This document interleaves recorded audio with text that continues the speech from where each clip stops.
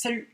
Aujourd'hui, nous allons étudier un appareil de mesure un peu mystérieux qui a fait et qui fait encore souffrir beaucoup d'étudiants, qui s'appelle l'oscilloscope. Cette vidéo se passe en 3 temps. D'abord, à quoi sert un oscilloscope? Ensuite, comment fonctionne un oscilloscope? Et enfin, comment utiliser un oscilloscope?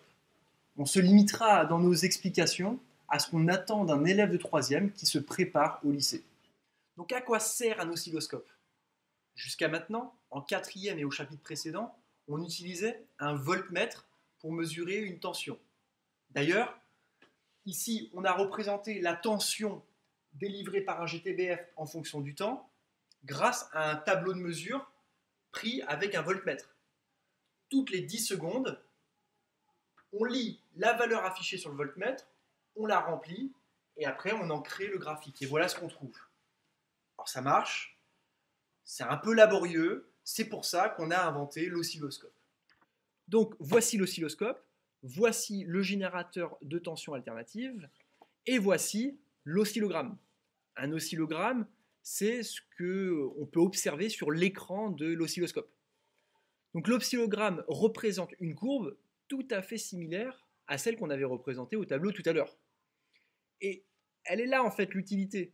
C'est qu'on n'a pas besoin de prendre tout un tas de mesures, fabriquer un graphique. Là, on l'a en branchant rapidement le générateur à l'oscilloscope. On peut visualiser la tension que nous délivre le générateur rapidement. Et bien sûr, on va pouvoir du coup faire des mesures sur cette tension. Alors comment fonctionne l'oscilloscope? L'oscilloscope est composé d'un tube qui comporte l'écran d'un côté, sur lequel on va visualiser l'oscillogramme, et un canon électron de l'autre côté. Le canon électron, comme son nom l'indique, va envoyer plein d'électrons. Tac, tac, tac, tac, tac, plein d'électrons comme ça.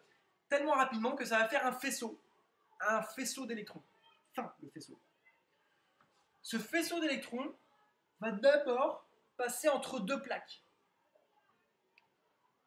posées comme ceci, et deux plaques posées comme cela. Après, le faisceau d'électrons va entrer en collision avec l'écran et générer un spot lumineux sur l'écran qu'on va pouvoir observer. Donc les deux premières plaques, placées comme ceci, elles sont reliées au générateur de tension dont je voudrais observer la tension. Comme ceci. Donc, prenons le cas par exemple de notre GTBF qui fournit une tension alternative. Cette tension, on va la retrouver entre les plaques. Et cette tension va créer un champ électrique, des fois orienté vers le bas, des fois orienté vers le haut. Par le bas, par le haut. Vers le bas, vers le haut.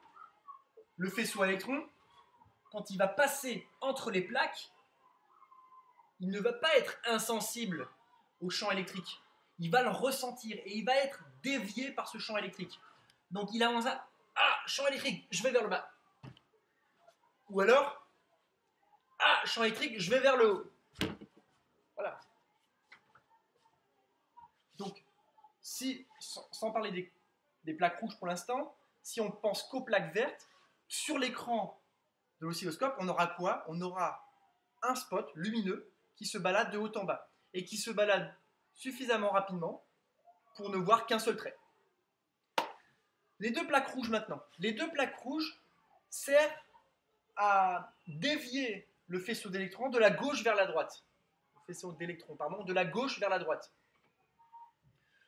Donc nous allons visualiser sur l'écran la combinaison des plaques rouges qui déplacent les électrons de la gauche vers la droite et des plaques vertes qui font monter et descendre les électrons. C'est pour ça qu'on va avoir un signal sinusoïdal, le fameux signal que l'on connaît. Comment utiliser l'oscilloscope? Notre oscilloscope, sur l'écran, on a sur l'axe des abscisses le temps en secondes et sur l'axe des ordonnées la tension en volts. Donc en fait, on a globalement deux boutons qu'on va utiliser, seulement deux. Un qui va modifier l'échelle de l'axe du temps et un autre qui va modifier l'échelle de l'axe des ordonnées. Alors, je reconnais, il y a un premier bouton, un troisième qu'on va utiliser, et c'est d'abord pour centrer, pour régler en fait notre faisceau. Donc, il faut qu'on baisse ceci, qu'on le mette sur, on appelle ça ground, et là, avec un bouton de niveau, il faut remettre le ground au 0, et voilà, on peut revenir sur notre signal. Alors là, les deux boutons sont ceux-ci. D'abord, time par division. Time par division, ça veut dire le temps par division sur l'écran là. Un carreau représente une division. Donc ici, je peux agir sur l'échelle des abscisses. Voilà. Je peux augmenter ou réduire l'échelle des abscisses pour avoir un signal plus ou moins étalé sur l'écran. Deuxième bouton, celui-ci, c'est volt par division, c'est-à-dire la tension pour chaque division en ordonnée. Et bien là, si je change ça, ben ça modifie l'aspect de la sinusoïde. Et c'est tout. C'est tout. C'est facile. Rien de plus, rien de moins. Si vous savez ça, vous êtes des boss de l'oscilloscope.